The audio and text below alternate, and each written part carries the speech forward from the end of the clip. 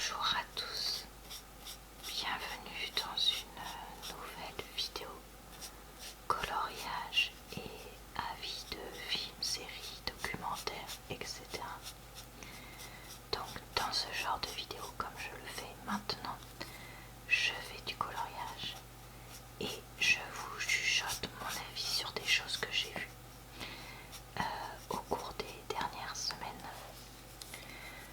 Je fais ce genre de vidéos régulièrement, donc vous pourrez retrouver en barre d'informations, commentaires épinglés le lien vers ma vidéo du même type pour le mois de mars, celle du mois de février, etc.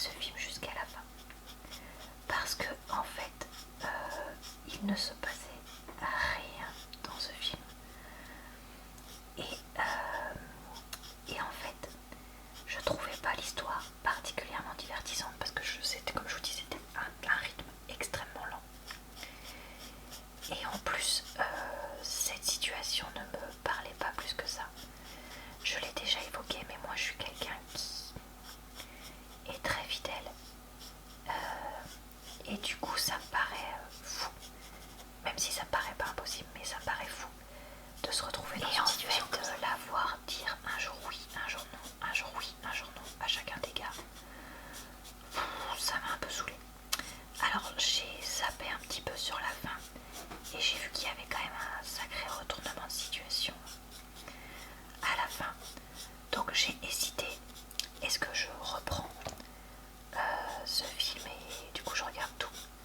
Mais en fait franchement j'avais l'impression de perdre mon temps et d'avoir tellement d'autres choses qui m'intéresseraient plus à regarder que là ça fait plus d'un mois que j'ai mis en pause et je ne l'ai jamais repris et j'ai pas l'impression d'avoir raté quelque chose entre guillemets de ne pas l'avoir repris. Donc écoutez, je considère que voilà, c'était pas un film pour moi. Après je pense que ça c'est le genre de film qui est super à regarder justement si vous avez connu une rupture récemment et que vous vous demandez est-ce que vous allez réussir à justement aimer à nouveau comme le titre l'indique, et aussi si jamais vous vous trouvez vous-même dans une relation où vous vous demandez est-ce que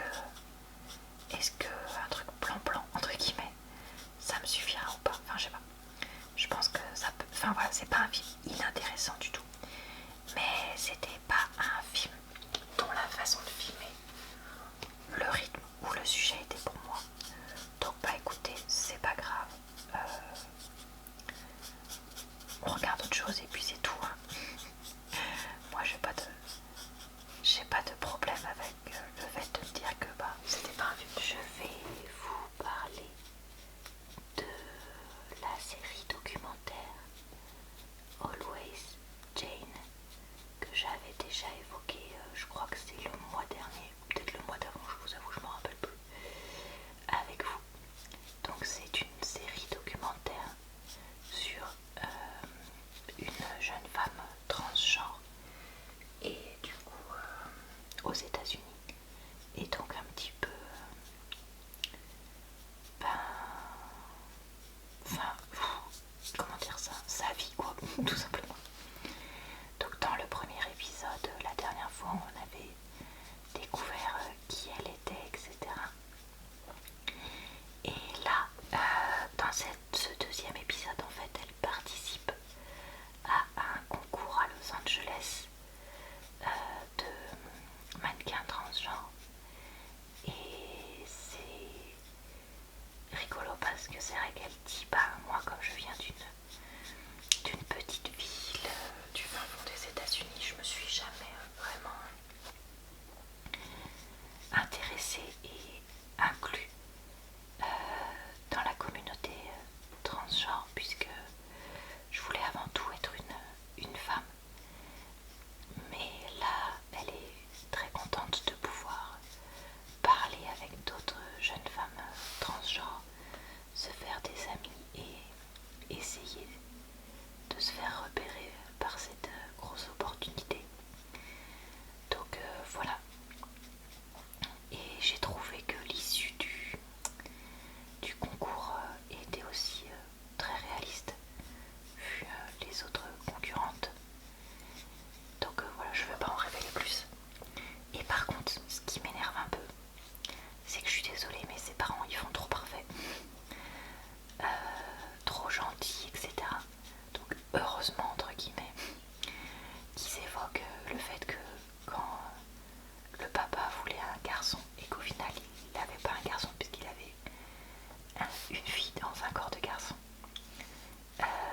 c'était tendu, et depuis que leur relation était compliquée et que depuis qu'elle a fait son coming out, ça va beaucoup mieux. Et alors c'est horrible à dire, mais ça m'a presque rassurée d'entendre ça, parce que sinon les parents sont très ouverts, comment dire, sont des très forts soutiens, etc.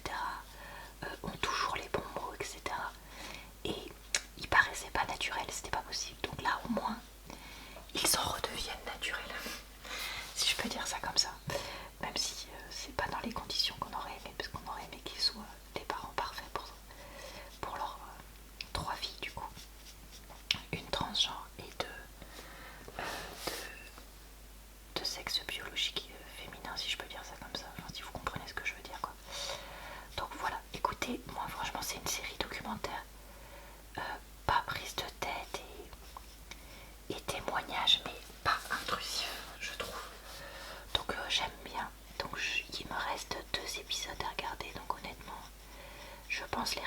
Et si vous aimez parler de ce sujet-là ou les documentaires comme ça, sur monsieur, madame, tout le monde presque, et partage de vie en toute simplicité, ben, je pense que c'est un documentaire que vous pourriez aimer. Alors je vais maintenant vous parler de la série Bridgerton. Alors j'ai 2 ans de retard pour cette série, oui, parce que je crois bien que c'est pendant le premier confinement que tout le monde parlait de ça. Donc qui est une série Netflix basée sur des romans, et là je vais vous parler de la saison 1, épisode 1 et 2, et je sais qu'il y a au moins 2 saisons qui sont sorties, donc voilà. Alors de quoi ça parle? C'est l'histoire de différentes familles au 19e siècle, il me semble, si je dis pas de bêtises, qui s'aiment, se marient, font des enfants, etc. Qui eux-mêmes s'aiment, se marient, font des enfants, etc. Et donc voilà. Alors pour faire très simplement, c'est un mélange entre Gossip Girl, vous savez la série des années 2000-2010, où on a quelqu'un qui raconte les dessous et les secrets de tout le monde. Donc là on a ça avec une espèce de lady qui raconte des choses dans un journal, et de Downton Abbey, donc la série sur une famille au début du XXe siècle anglaise qui pareil s'aime, se marie, fait des enfants, blablabla. Donc voilà. Alors dans ces premiers épisodes on découvre différents personnages. Donc Daphne Bridgerton qui fait ses débuts dans la société anglaise comme jeune fille à marier, et qui va donc avoir des prétendants, sauf que son frère, chef de famille, depuis que le père est décédé, fait une sélection assez drastique des prétendants, ce qui se passe pas forcément hyper bien. Et il y a notamment un des prétendants qui est un vrai CONNARD, et du coup elle ne veut pas se marier avec lui, sauf que son frère veut bien. Enfin bref, il y a toute une histoire autour de ça. On a aussi le duc de Hastings, je crois que c'est, qui est donc le seul fils de cette famille-là. Et du coup, comme c'est un duc, toutes les mamas, donc les mères de famille, de bonne famille, seraient très favorables à ce que leur fille l'épouse. Et donc voilà, globalement. Et on a aussi d'autres personnages dans cette famille-là, des flashbacks avec l'enfance du duc et d'autres familles. Et on a aussi la famille, mince j'ai oublié comment il s'appelle, celle où il y a les 3 filles à marier, et où il y a une cousine qui a péché, je sais plus. Donc voilà. Donc qu'est-ce que j'ai pensé de ces 2 premiers épisodes? Et ben écoutez, je comprends pourquoi c'est une série qui a beaucoup plu, parce que c'est vrai que c'est très sympa à regarder. Alors c'est pas prise de tête, c'est un peu ado avec les histoires je t'aime moi non plus et un peu Gossip Girl là, mais pas trop non plus. Donc je pense que voilà, c'est une série d'amour qui peut plaire au plus grand nombre. Après pour l'instant il y a quand même des choses qui m'énervent, notamment justement ce côté un peu trop bébé des fois, et un peu trop caricatural des personnages.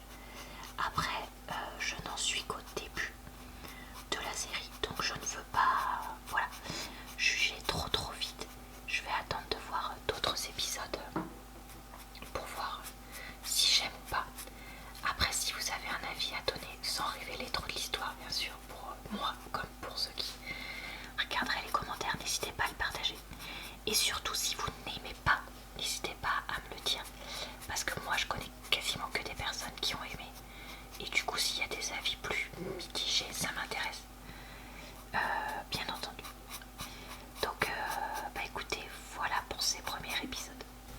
Alors je continue l'attaque des titans et je vais maintenant vous parler des épisodes.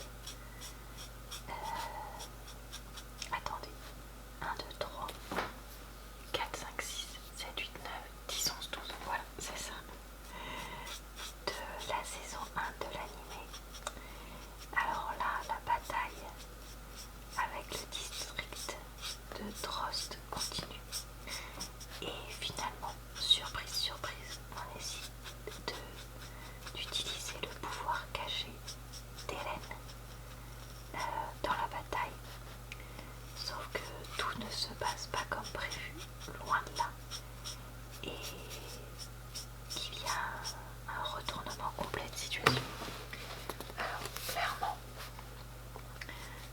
on sait bien que ce retournement de situation ne va pas durer. Voilà, on se doute qu'il va y avoir quelque chose qui va se passer, mais quoi, on ne sait pas exactement. Après, par contre, je trouve quand même que cette bataille est un peu interminable en mode animé. Et là, je vous avoue que je pense que lire le manga aurait été probablement plus judicieux car moins répétitif et redondant.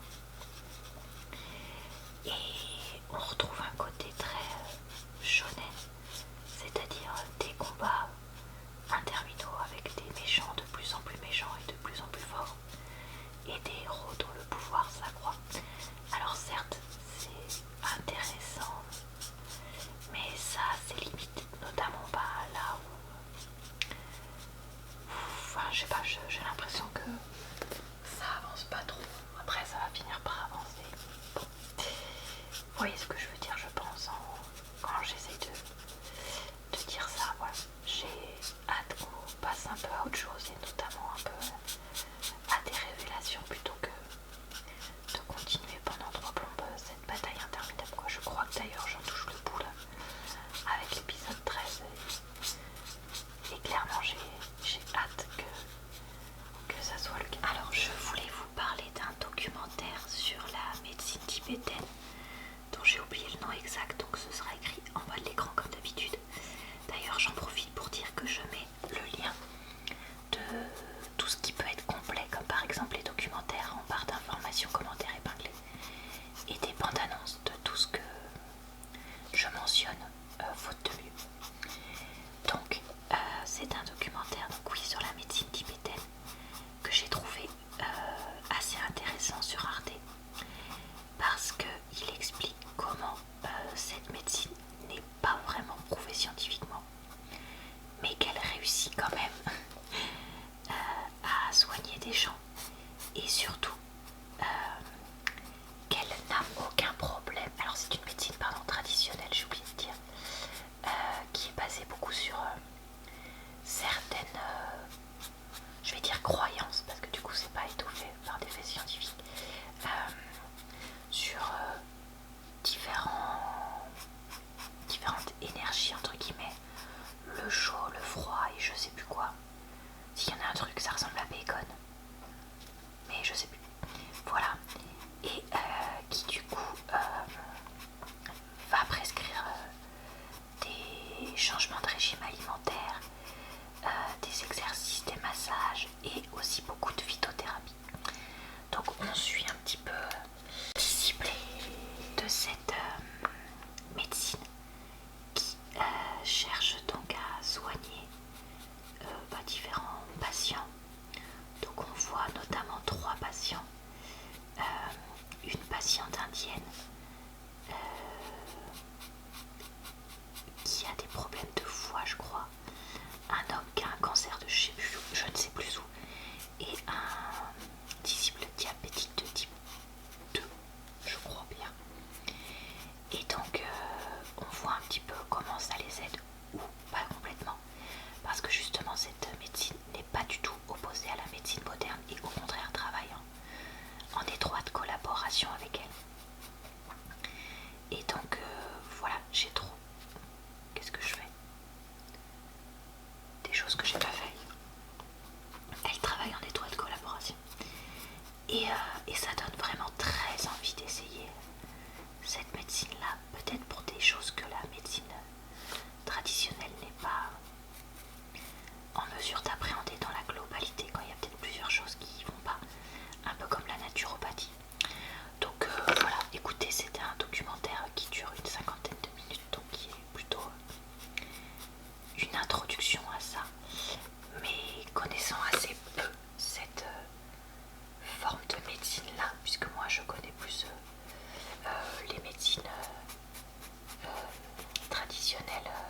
indienne, chinoise, ce genre de choses.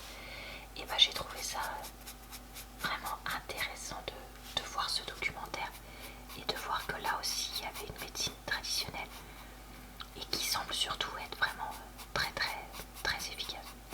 Donc c'est un documentaire que je vous recommande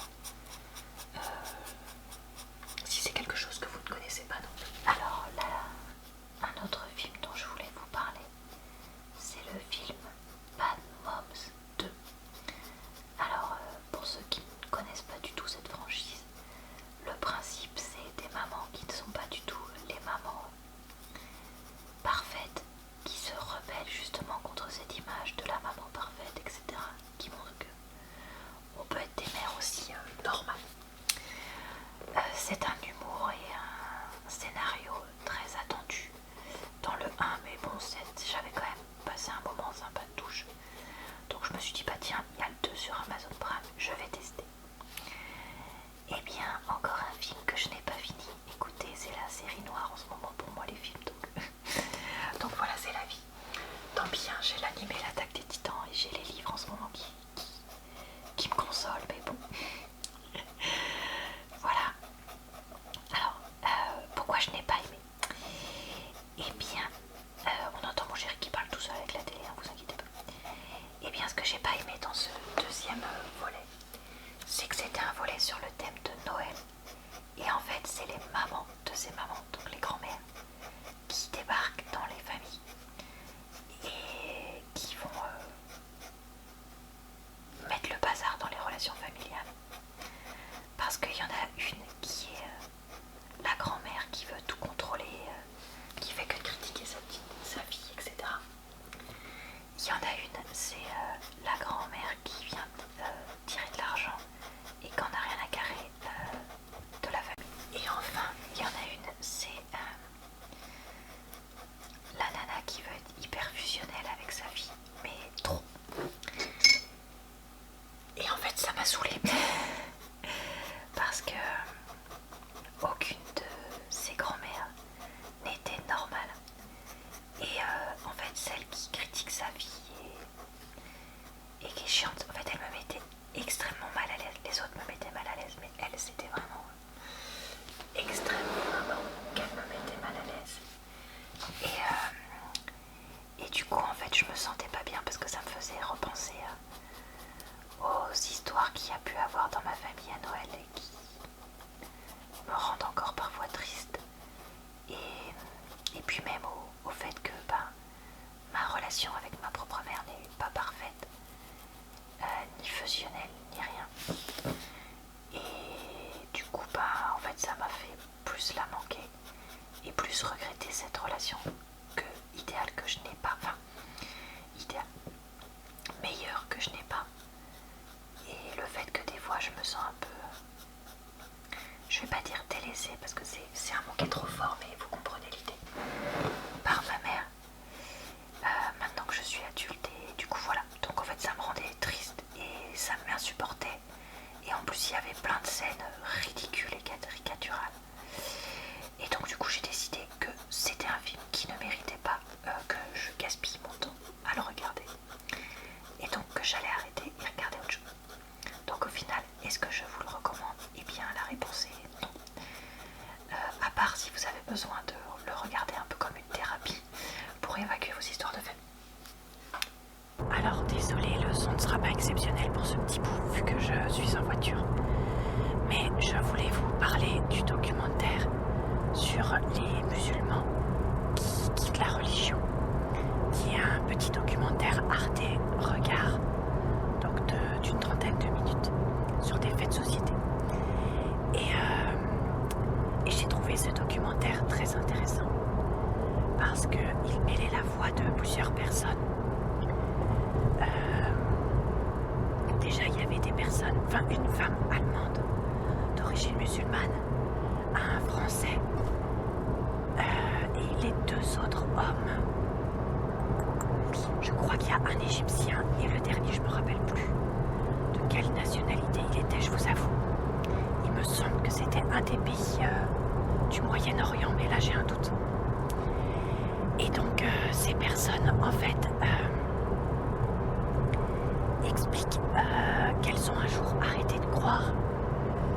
ça a été très compliqué pour elle, vu que pour les personnes musulmanes, comment expliquer ça, j'essaye de réfléchir aux termes que eux ils employaient, mais en gros c'est entre guillemets péché et signe d'une condamnation à mort d'arrêter d'être musulman. On devient un paria de la société. Et c'était vraiment intéressant de découvrir à quel point c'est fort et à quel point même sa propre famille se détourne de soi quand on est dans ce cas-là. Chose qui n'existe pas, à ma connaissance, pour les catholiques et les juifs et les bouddhistes. Du moins, je suppose que dans les familles peut-être religieuses radicales pour ces trois religions, peut-être que ça existe aussi. Mais en tout cas, dans la majorité des cas, des familles, c'est pas le cas. Alors que là, c'est systématique. Voilà, donc c'était un documentaire assez court. Mais au final, j'ai trouvé que c'était assez intéressant parce que c'était vraiment un documentaire sur 4 témoignages et non pas un documentaire complet sur le Coran, les origines, etc. Je pense qu'on aurait très bien pu faire un documentaire plus complet, mais malheureusement, vu le sujet, ça aurait probablement été très triste et très glauque, parce que leurs familles ne veulent plus leur parler, ou presque, et glauque parce que ils reçoivent des menaces de mort. Donc voilà. Mais voilà. Si vous souhaitez juste découvrir ce phénomène parce que vous connaissez pas et en apprendre un tout petit peu plus, enfin une ébauche quoi, voilà. Et c'est un documentaire que j'ai trouvé pas mal et que je vous conseille. Bon, je vais maintenant vous parler du film Alerte rouge, qu'on traduit par Turning Red en anglais, qui est sorti sur Disney+, je crois, réalisé par les studios Pixar. Alors, de quoi ça parle ce film? Donc, c'est un film qui parle d'une jeune fille de 13 ans, Maylin, qui est d'origine chinoise et qui vit au Canada. Et en fait, c'est la bonne petite fille parfaite, modèle, etc. Sauf qu'elle découvre que dans sa famille, il y a une malédiction, si je peux dire ça comme ça. Et les femmes de la famille se transforment en pandas roux géants quand elles ont des émotions fortes à partir de leur puberté. Voilà. Et donc le film tourne autour de ça. Donc j'ai voulu le regarder, même si je n'ai pas du tout 13 ans, ou d'enfants qui ont 13 ans, ou qui vont bientôt avoir 13 ans. Non, je suis une femme sans enfant de 32 ans. Mais j'ai voulu le regarder en fait parce que j'en avais pas mal entendu parler. Et du coup, j'ai voulu voir un peu de quoi ça parlait. Alors, je pense qu'il y a 2 types de lectures qu'on peut faire de ce film-là. La première lecture qu'on peut faire, c'est une lecture simple, si je peux dire ça comme ça, où en fait on va juste voir que ce film est un divertissement, parle des difficultés de l'adolescence, de la transition vers l'âge adulte, de l'opposition avec les parents, d'apprendre à s'écouter et ne pas juste écouter ses parents, etc. Et du coup, il y a tout un message positif là-dessus.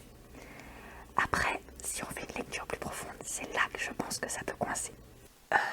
Une autre façon de le voir, oui, c'est de voir que le film donc parle des règles des filles, et certaines personnes trouvent que le film a tendance à sexualiser les jeunes femmes, sauf que moi je suis pas tout à fait d'accord. Je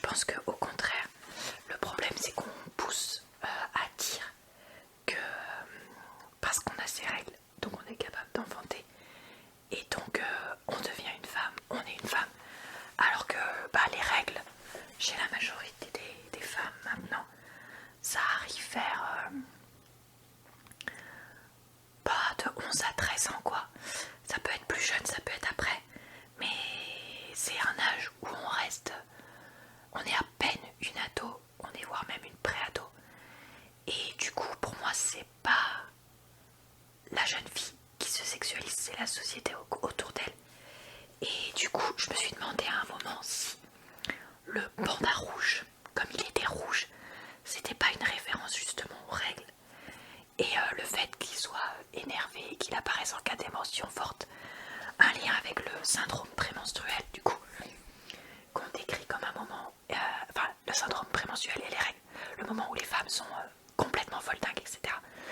Mais en fait, finalement, j'ai pas l'impression, surtout que en fait le film a été écrit par une femme, alors je sais pas si elle est d'origine chinoise ou si elle est chinoise, mais quelqu'un qui a voilà une très bonne compréhension de cette culture là. Et donc c'est vrai que c'est pas trop caricatural déjà de ce point de vue là. Et surtout du coup je ne pense pas que ce soit fait d'une façon péjorative comme j'avais pu l'imaginer au début. Et en fait voilà, donc moi cette lecture là je suis pas d'accord avec elle, même si voilà j'ai entendu qu'elle tournait. Et aussi le fait que c'était un film sur le fait de se rebeller entre guillemets contre ses parents et les attentes de ses parents, et que ça devrait pas être quelque chose de dit aux jeunes enfants. Mais en fait je pense que peut-être que oui, ce film n'est pas fait pour les très jeunes enfants, encore que ça reste très gentillet. Voilà, moi j'ai pas l'impression que... Enfin, voilà, en fait il y a des parents qui se plaignaient qu'ils l'avaient regardé avec des enfants de 7-8 ans et ils n'avaient pas eu envie de parler des règles, etc. Mais je pense qu'au contraire, dans la société dans laquelle on vit, c'est une conversation qu'il faut avoir le plus tôt possible. Enfin, pas avoir genre les détails, mais dire voilà, les règles, c'est un écoulement de sang sans gravité qui arrive aux femmes de la puberté à la ménopause. Et puis voilà, que plutôt que d'en faire un tabou, parce que justement le tabou qu'il y a, je trouve que c'est quelque chose de lourd. Et dans le film, bizarrement, il n'y en a pas. Alors, il semblerait des infos que j'ai vues sur internet que cette espèce d'absence de tabou qui, au contraire, moi, existait énormément à l'époque, puisque le film se situe en 2002, me paraît bizarre, mais ça ce serait apparemment un côté culture chinoise où il y a beaucoup moins de vie privée que dans la culture occidentale, si je peux dire ça comme ça. Et voilà. Alors par contre, un point qui m'a un peu surpris, c'est il y a des gens qui disent oui, ça se passe en 2002, il faudrait qu'il y ait un traumatisme du 11 septembre, etc. Mais le film se passe à Toronto, au Canada. Donc le traumatisme 11 septembre, je pense qu'il y a un moment, il faut aussi se rendre compte que quand on n'était pas américain, sous-entendu des États-Unis, on n'avait pas la même relation à cette date-là. Enfin, moi, le 11 septembre, je l'ai vécu. J'ai pas eu... Enfin, oui, ça a été un choc, etc. Mais c'est pas quelque chose qui nous a empêchés de vivre non plus. Alors certes, le Canada, c'est beaucoup plus près des États-Unis et ça a une culture plus proche que nous en France, mais quand même. Donc voilà. Et un point qui me semble important à souligner, c'est le côté amitié entre filles. Ça dépeint une amitié entre ados assez réaliste et assez forte. Et aussi des trucs des pilos d'ados. Genre, ah là là, on aime les boys band. Ah là là, on aime bien danser entre nous, etc. Qui m'ont semblé assez réalistes. Donc voilà, moi je trouve que c'est un film qui est bien et que je recommanderais. Mais du coup, je pense qu'il conviendra particulièrement à la tranche 10-12 ans. Je pense que c'est, voire même 8-12 ans, ouais. C'est vraiment le cœur de l'audience pour ce film, qui du coup pourra apprendre des choses de lui, comprendre des choses de lui. Mais voilà, moi-même en tant que vieille adulte, et je l'ai apprécié. Et voilà, certes c'était un peu cucu des fois, mais ça restait très mignon. Donc voilà pour moi. Vous parler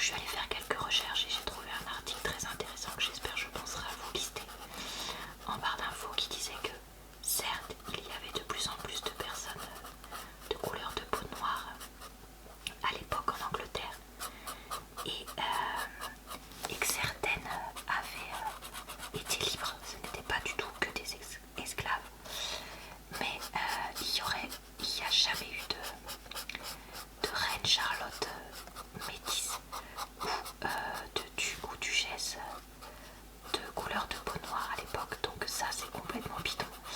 Et c'est quelque chose qui a été fait clairement pour respecter les lois aux États-Unis sur la quantité de personnes de différentes ethnies, si je peux dire ça comme ça. Je sais que c'est pas le bon terme. Là j'ai pas le terme, c'est pas grave. Pitié, me faites pas un scandale juste pour ça. Dans les séries, les films, etc. Donc ça voilà, déjà je trouve que c'est nul de vouloir se servir de ça de façon complètement injuste. Ensuite, au final, Anthony devient de plus... Non, Anthony, mais n'importe quoi. Anthony c'est le frère, non, Simon. Donc devient de plus en plus jaloux. Et c'est le jeu du je t'aime moi non plus qui commence. Et ça m'a énervé. Franchement, mais c'est le genre de truc que je n'aime pas. Je vous l'ai déjà dit 1 million de fois.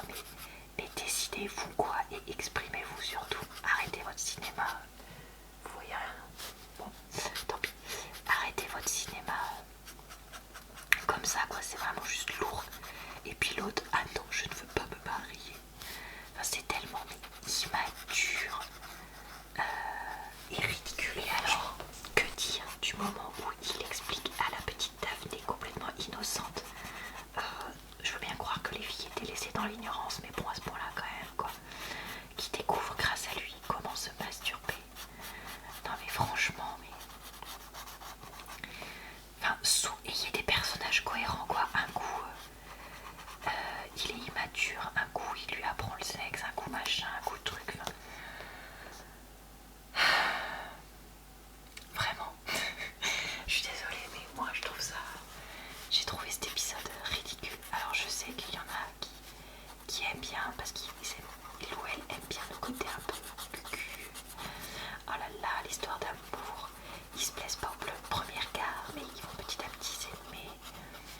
Oh là là, le prince d'Autriche ou je ne sais quoi.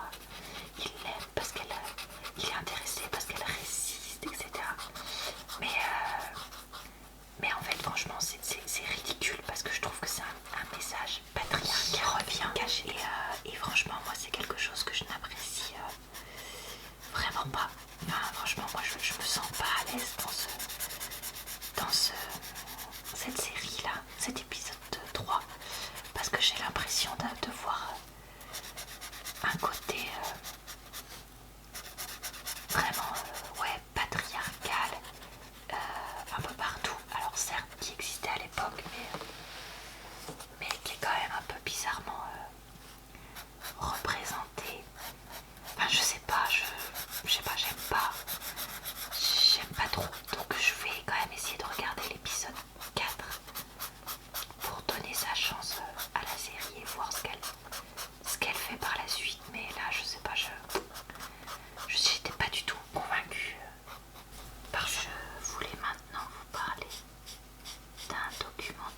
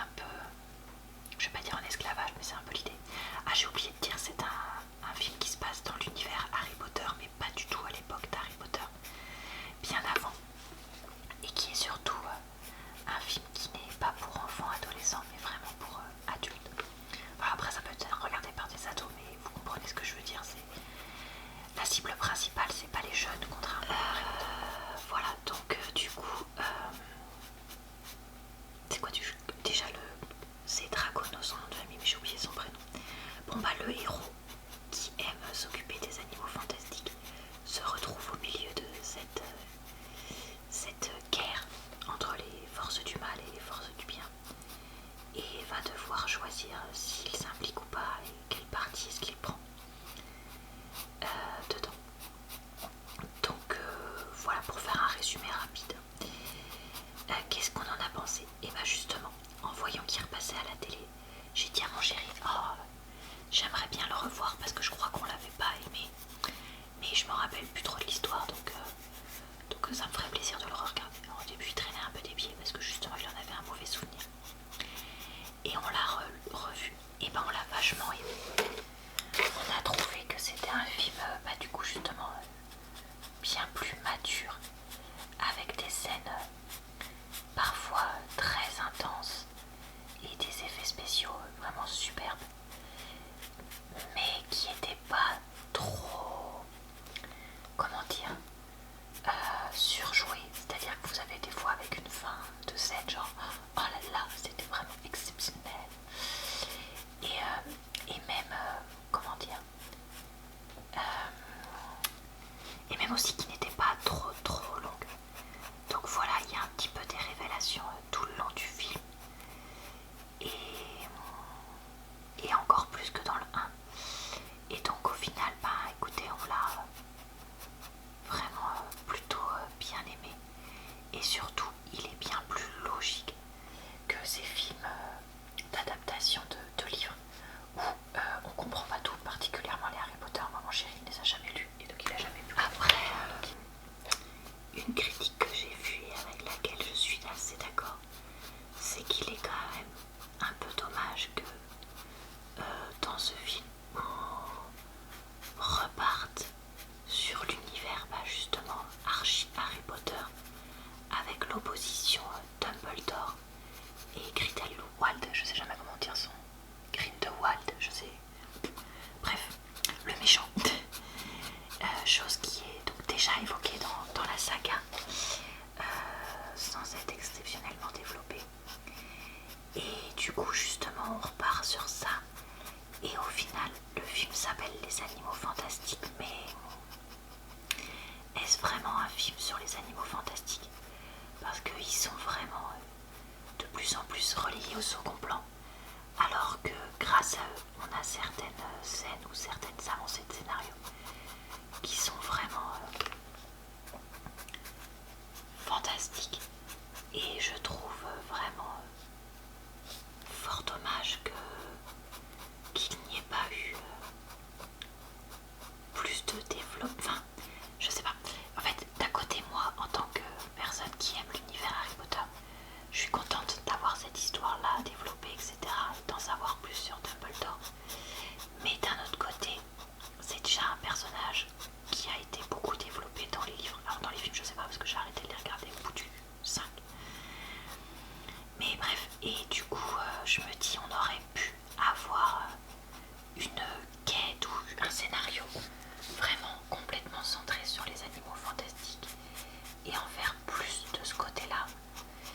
Et au final, voilà, je trouve un peu dommage qu'on retombe sur les choses qu'on connaît bien, et je sais que ça peut être intéressant, mais voilà, je sais pas. J'aurais voulu voir un peu autre chose. Et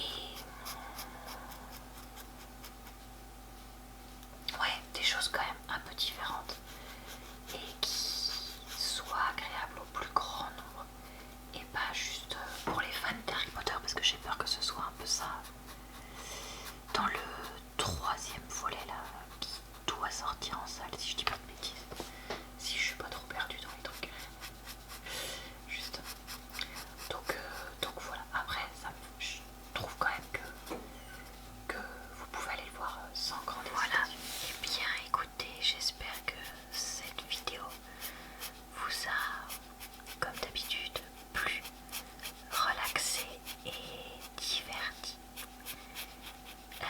Je vous retrouve le mois prochain pour une nouvelle vidéo coloriage et avis comme ceci, si ça vous intéresse. Et puis d'ici là, tous les jours, sauf peut-être quelques exceptions, sur ma chaîne avec de nouvelles vidéos, notamment le jeudi avec des vidéos créatives pour ceux qui aiment bien me voir colorier, dessiner et autres.